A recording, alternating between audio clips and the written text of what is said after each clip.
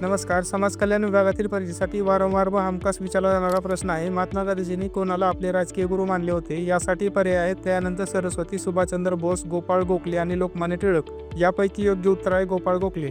दुसरा प्रश्न आहे, सुधीर रसाळ यांना कोणत्या भाषेसाठी साहित्य अकादमी पुरस्कार मिळाला आहे? यासाठी पर्याय आहेत हिंदी, मराठी, इंग्रजी आणि कन्नड. यापैकी योग्य उत्तर आहे मराठी.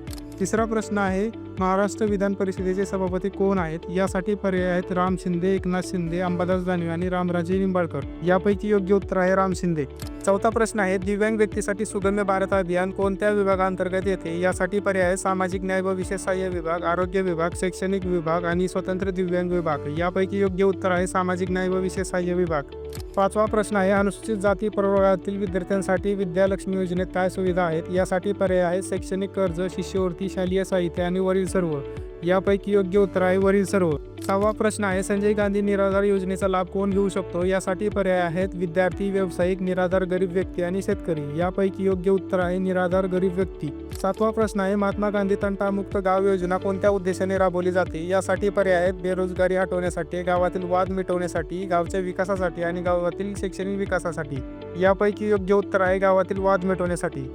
आठवा प्रश्न आहे, महाराष्ट्र समाज कल्याण विभागाची स्थापना कधी झाली? यासाठी पर्याय आहेत 1960, 1970, 1980 आणि 1990. यापैकी योग्य उत्तर आहे 1960.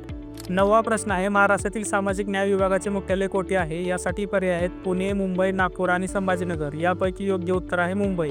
दहावा प्रश्न आहे, सामाजिक न्याय व विशेष सहाय्य विभागांतर्गत कोणत्या गटासाठी योजना राबवल्या जातात? यासाठी पर्याय आहेत अनुसूचित जाती जमाती, दिव्यांग लोक, इतर मागासवर्ग आणि वरील सर्व. यापैकी योग्य उत्तर आहे वरील सर्व. 11वा प्रश्न आहे, मागासवर्गीय विद्यार्थ्यांसाठी छत्रपती शाहू महाराज शिष्यवृत्ती योजना कोणत्या वर्षी सुरू झाली?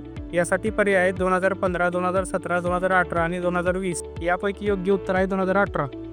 12वा प्रश्न आहे, खालीलपैकी घटात न बसणारा घटक ओळखा. यासाठी पर्याय आहेत मदिरा, पाणी, उदक आणि नीर. यापैकी योग्य उत्तर काय असेल कमेंट करून नक्की सांगा. धन्यवाद.